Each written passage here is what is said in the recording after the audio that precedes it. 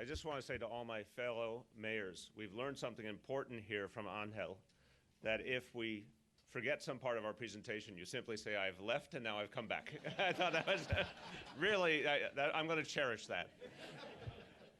Welcome everyone to New York City. We're so thrilled to have you here, and we're so moved by the fact that you're having this important gathering here and focusing on an agenda for change and naming it after this gathering, which to all of us in New York will be a point of pride.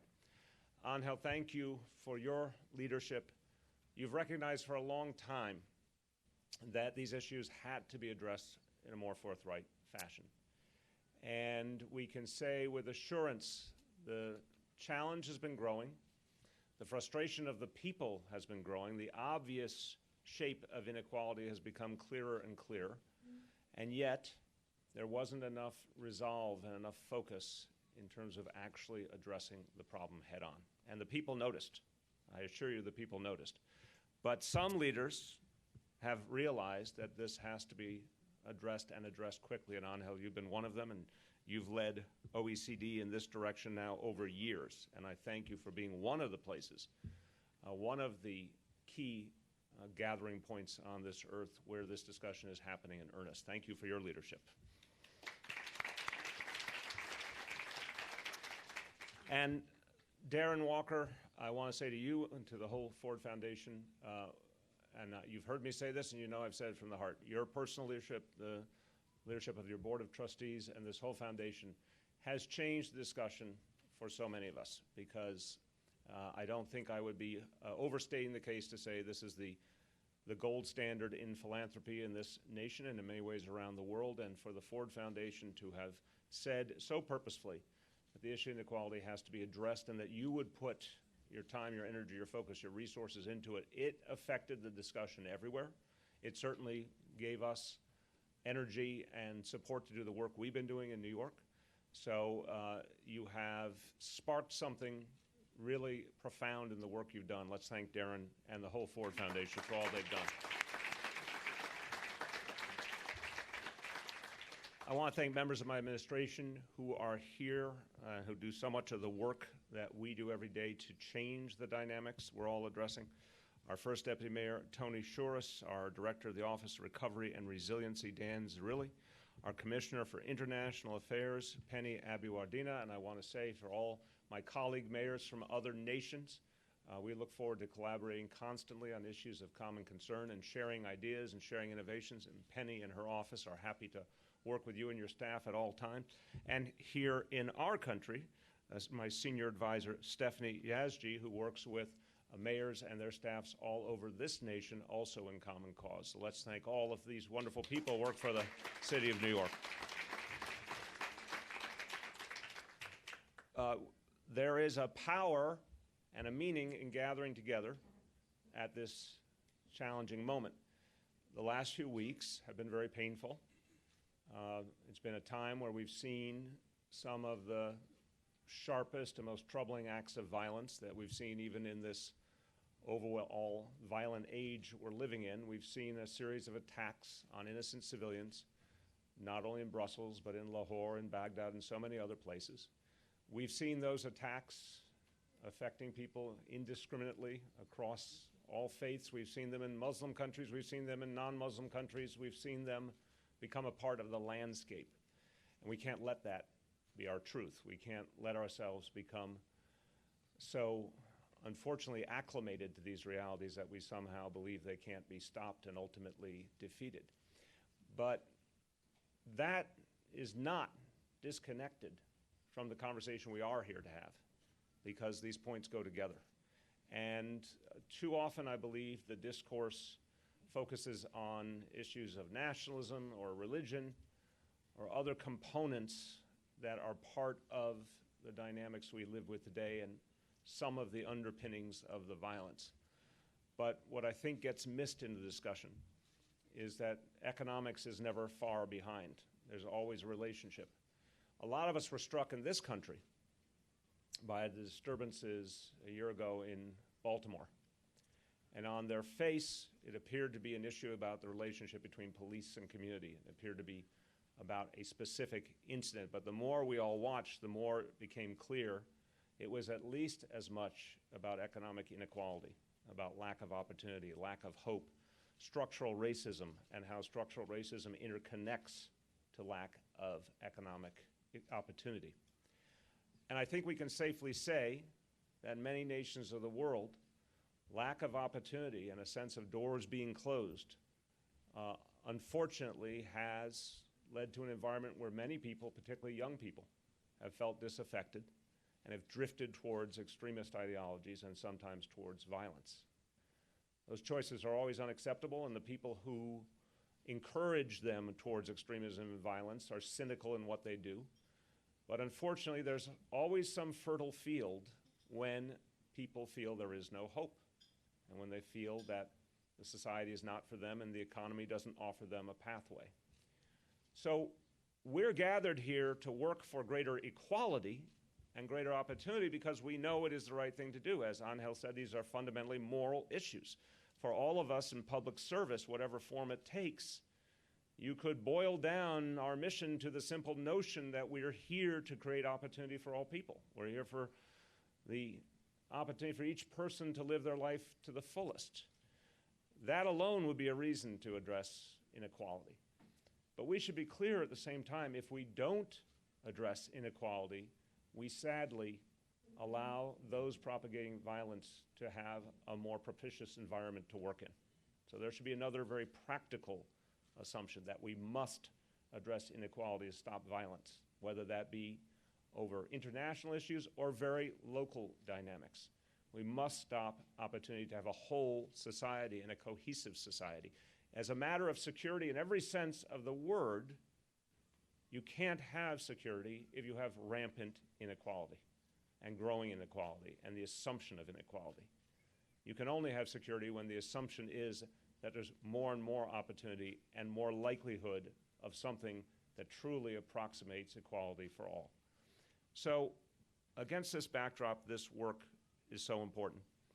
Now, Angel referenced the point about why cities matter so much in this equation.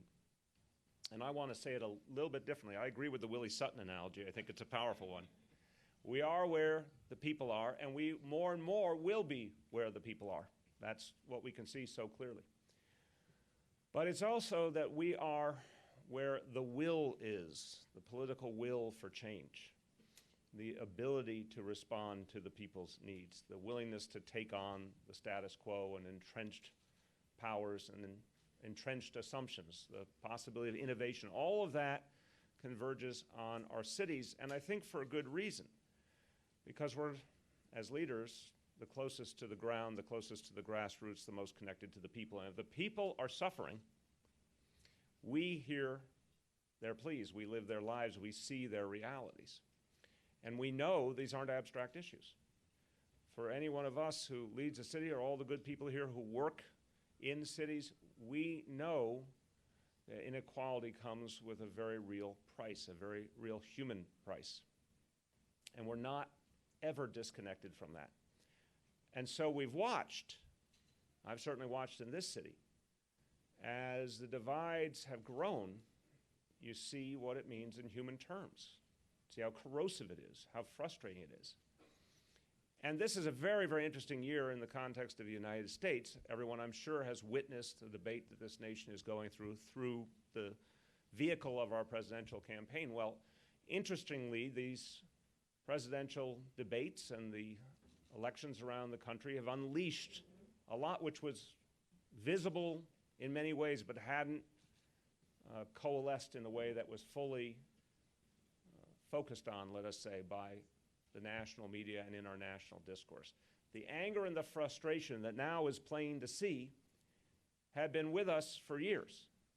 It was certainly evident after the Great Recession, but it had been growing long before that, because those numbers that Angel gave us about how less equal we have become over years and years, that trend has been going on, at least in this country and in this city, for 20 or 30 years or more. It got supercharged by the Great Recession. And locally, there's been other dynamics that have added to the challenges and the frustration. A number of us in this room have seen the explosive increase in housing costs in our cities. We've seen the double-edged sword of gentrification. I think every mayor would acknowledge that gentrification comes with some real benefits and some real challenges. But one thing it does, for sure, regardless of how you analyze it, it creates frustration, it creates a rift, it creates confusion. And this is happening, I can certainly say from the perspective of the United States, it's happening in cities big and small all over this country. And it happened literally almost without any indication that such a trend would happen so intensely. Just over the last 10 or 20 years, this has become an intensive national trend here in this country, and from what I know of so many of your cities, you've had your own versions of it as well. That's come with displacement, and that's come with a change, a rapid change in people's lives. Well, we as policymakers and leaders, it's our obligation to respond. And nothing is more undermining of public faith than if there's a lack of response. One of the things that I resolved to do when I became mayor here was to show people every day that we understood their reality, we understood that frustration, that confusion, and that the government was actually taking responsibility. We knew that wouldn't come from the levels of government above us, and this is something I bet many people in this room can relate to very personally. We never had the illusion that our national government would address these problems sufficiently. Now, that has everything to do with the current paralysis in the US Congress. But I think we could see other examples around the world.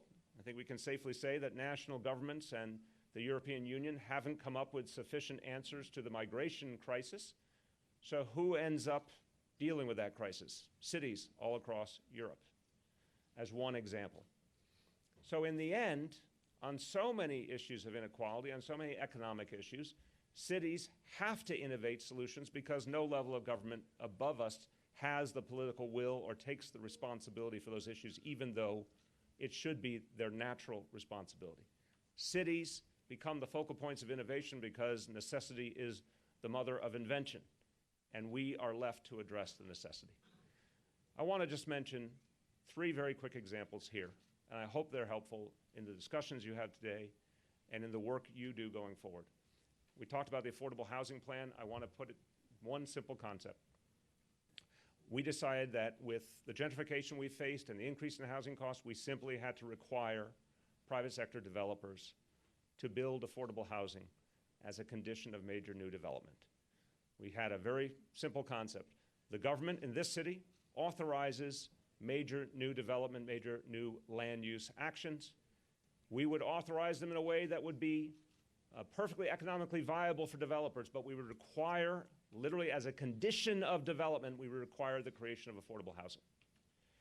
We were able to pass that through our city council. It is part of our vision now to create enough affordable housing for 500,000 people. And that's going to make a change. And that would have been considered inconceivable even 5 or 10 years ago because the governing dynamics were out of touch with people's experience. People's experience called for a solution that was very different from anything we had seen before.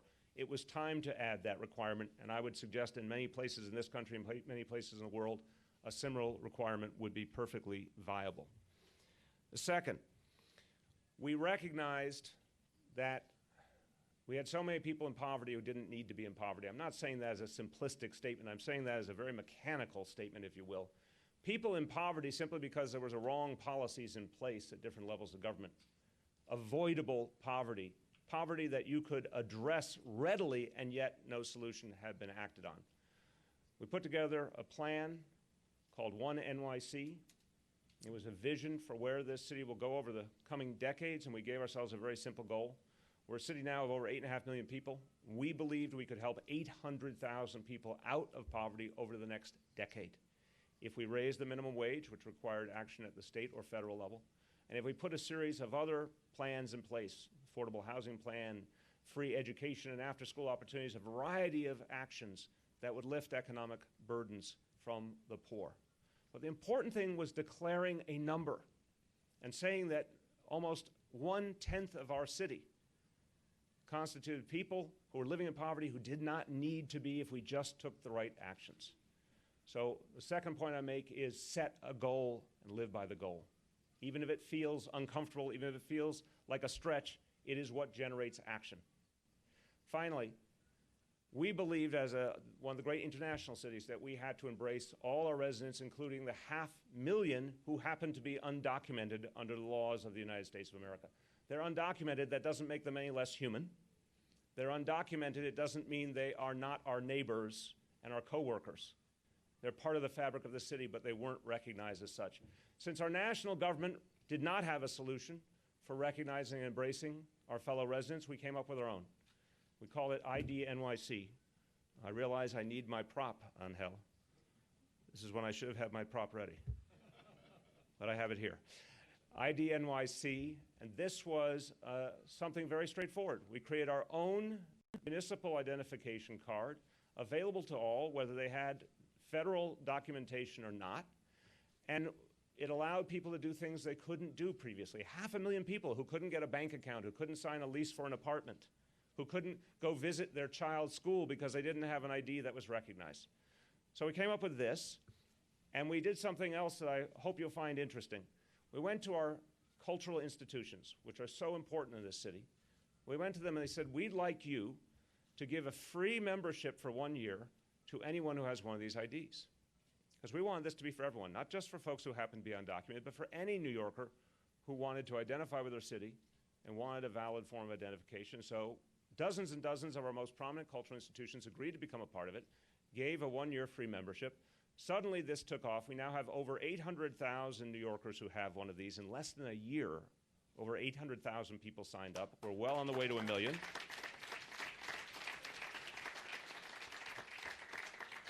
And what it has meant is that people who felt left out, people who felt they were in the shadows, people who felt no form of government actually embraced and acknowledged them, now feel they belong more, not enough, but more, and that they can do so much more in the society and they can take care of their families better simply because there was something that gave them that connection and that validation.